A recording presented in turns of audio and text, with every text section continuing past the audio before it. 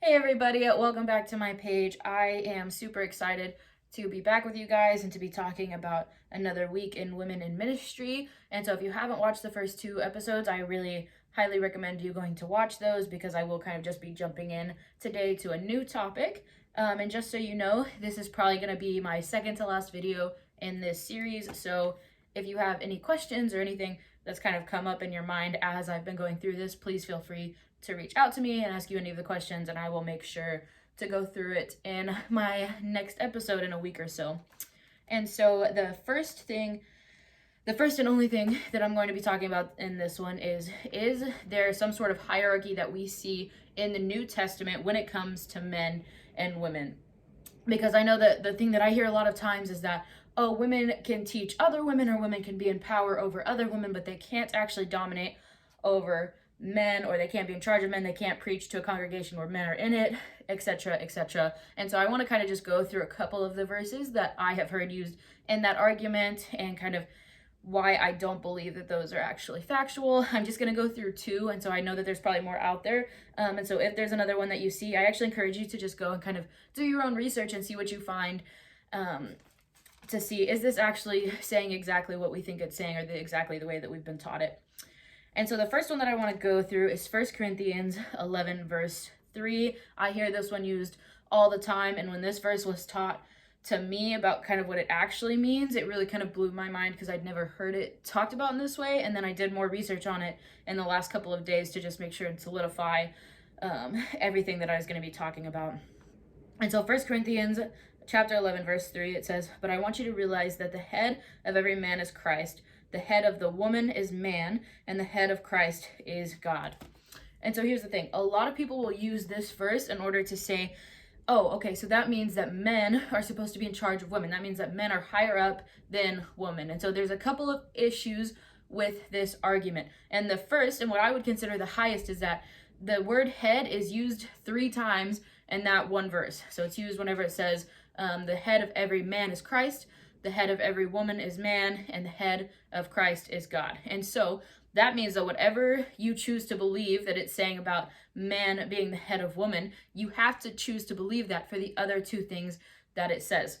So that means that if you said that, you would believe that this is essentially how you would believe that that hierarchy would go, is that it would go woman, because man is the head of woman, so go woman, man, and then man, or Christ is the head of man, so Christ would go there. And then it says that Christ is, or God is the head of Christ, which would mean that God would go there. And so if you're looking at it from a strictly hierarchical,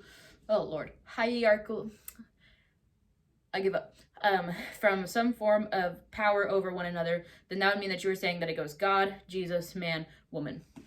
And so, as most people would agree, going through that structure would go against everything that we really believe about the Trinity, because the Trinity says that all 3 are equal in one. They are 3 in 1, and so they are all equal in the same being. And so if you go about it saying that the word head there means leader or power or authority, then that kind of disrupts what we know about the Trinity. And so that's kind of the first problem that I see with that, because even if you just look at it in the English language, that's one of the things that I learned, in high school English, that if you're going to make it work for one thing, then you have to make it work for everything else that it's being used for in that same passage. And so you might be reading the next couple of verses and think, well, why doesn't that apply to the next one? Well, that would be because the next couple of times that it says head, it means the literal head, because it talks about covering your head, not letting your head be shown. It's talking about the literal head. And so in this, we have to assume that it means figurative, because obviously it's not an actual physical head that's on the top of our bodies. And so that's why that's different than what it's talking about in the rest of this passage. And so then what's really interesting to me about the word head here is that if you go back and look at how it was in the Hebrew, is that word most of the time was not translated to mean leader. And so there's this really great article on it that I highly recommend you read. It's called 4 Reasons Why the Head is Not the Leader. I will post that somewhere so that you can go read it. So if you're really into looking at the Hebrew or looking at those connotations, she goes much deeper into that. But to be honest with you, that's not a huge passion of mine. And it's also not one that I have a ton of knowledge in, although I'm working on that. So I'm not going to go too deep into it. But the word there is kephal. It's Kephal. Please don't make fun of me. I'm sure I said it wrong. But whenever you look at it at the other times, it never translates to mean leader. And so in our American English language, head a lot of times can mean leader, but that was not the same for this word head in the Hebrew. And so actually what a lot of people believe is that the word head there was not actually meaning leader, but it was meaning the source, the origin of it. And so that would mean that it's saying the source of every man is Christ, which I think we can all agree with. And then the source of Christ would be God, which makes sense because it says Jesus was God's only begotten son, which would mean that man was the source of woman, which is true because you can see that, or we know that woman was pulled from Adam. And so that makes sense. And there's even in the next couple of verses that it goes there, it keeps on referencing back to the creation. And so it would make sense that right here it was actually referencing back to creation, of that woman was taken from Adam. And so it's not that man is in charge of Eve, it's that is the source of woman, is that we originated from the rib of man. And so it's not actually talking about that man has leadership, it's talking about that is just where our source was from. And it has absolutely nothing to do with a hierarchy or who's in charge or anything else, because otherwise that would be completely contradictory to what we believe of the Trinity, and it just wouldn't make sense. And so because of that is the most likely thing, is that Paul was not actually saying that man is the leader of woman, because while that makes sense in our English language, it did not make sense in the Hebrew language. That's not how they used that word. But it just means that is the source of it. And so now I'm sure what you're thinking is, okay, but what about the verse in Ephesians that says, wives, submit to your husbands? Well, that's a great question, and that's what we're going to look at next. So if you want to, you can go to Ephesians chapter 5, and it's starting in verse 21. It says, submit to one another out of reverence for Christ. Wives, submit to your husbands for your... I'm sorry. I'm going to start over reading that. It says, wives, submit yourselves to your own husbands as you do to the Lord. For the husband is the head of the wife, as Christ is the head of the church, his body, of which he is the Savior. Now as the church submits to Christ, so also wives should submit to their husbands in everything.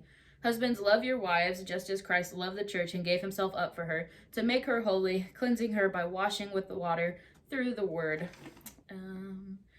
And to present her to himself as a radiant church, without stain or wrinkle or any other blemish, but holy and blameless.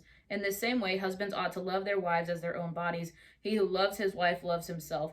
After all, people have never hated their own bodies, but they feed and care for them, just as Christ does the church, for we are members of his body. For this reason, a man will leave his father and mother and be united to his wife, and the two will become one flesh. This is a profound mystery, but I'm talking about Christ and the church. However, each one of you must also love his wife as he loves himself, and the wife must respect her husband. So again, right there we see him say again, for the husband is the head of the wife, as Christ is head of the church. And so again, I think in this instance, it could be talking more about authority, but I still think that it's talking about the source, because Jesus is the source of the church. He is what gives the church life. And really, I think that that's actually a more beautiful way to just look at it, is to say Jesus actually is the source of the church, the source of everything we do, just as man was the source to woman. But I think what's really important to look at there is that a lot of people will read that and they'll say, wives, submit to your husbands, and they'll take that to mean women submit to men. But it doesn't say women submit to men. It says women submit to your husbands. Not all men. It doesn't say women, all men are power over you. It is strictly saying women submit to your husbands. And then at the very end there, it says women respect your husbands. But then what's funny is that a lot of people will just stop right there and say, oh, women submit to your husbands. That means that women should be underneath, and that's just end of discussion. And then they fail to talk about the next majority of that little chapter is Paul talking about how men are actually supposed to treat their wives, because then he goes on to say, husbands, love your wife as Christ loved the church. And I'm going to be honest with you, if I'm reading both of those descriptions, it seems a lot easier for me to submit to my husband than for a man to love his wife as Christ loved the church. That one seems like a much bigger task, because like it's easy for me to submit to something right? It's easy for me to do that. To love somebody in the way that Christ loved the church is a lot harder, because Christ empowered the church. He gave the church life. He did all of these different things for the church and eventually sacrificed himself for the church. And I think that's actually the bigger point that Paul is trying to make here, is to say, men, this is how you are supposed to be loving your wives. You are supposed to be loving your wives as Christ loved the church. But so often people just look right over that and say, oh no, wives are supposed to be submissive. But here's the thing.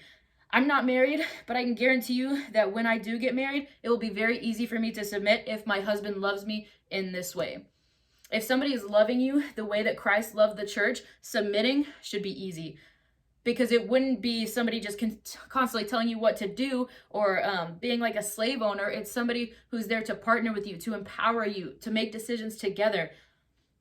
And so I think that that's really what that verse is saying. And honestly, there's so much more that I could talk about that verse, because I really love that verse and I love the way that it talks about marriage. But I just think it's funny that a lot of times people will read that and just immediately say, well, he says wives must submit, and so that means that, women are supposed to submit to men. No, it doesn't say that. It says wives submit to your husbands. And then even in 1 Corinthians, when it says men are the head, it doesn't make sense if you don't take it out of context. And so the whole point of this is that in the New Testament, there aren't verses, to my knowledge, that say women are somehow underneath men. Most of the ones in some way can be either translated differently, or they either just don't make sense, or all of these other things. And so it just goes back to how important it is to read things in context and to recognize that we're reading it in a different language than what it was written in. And so things that we have that are synonyms for today's words may not have been synonyms back then. And so when it comes to a hierarchy of men and women, I just don't believe that there is one. I don't believe that it says that women cannot teach in front of men. And I definitely don't believe that it is saying that women have to be silent and can't talk whenever men are around. And so that's kind of, in a brief summary, going over the hierarchy of men and women and kind of how that goes. And so again, I will be doing my last video in a week or so. So if you have any questions about this video or the one that I did last week, please just let me know and I will make sure to answer them. But until then, have a great week.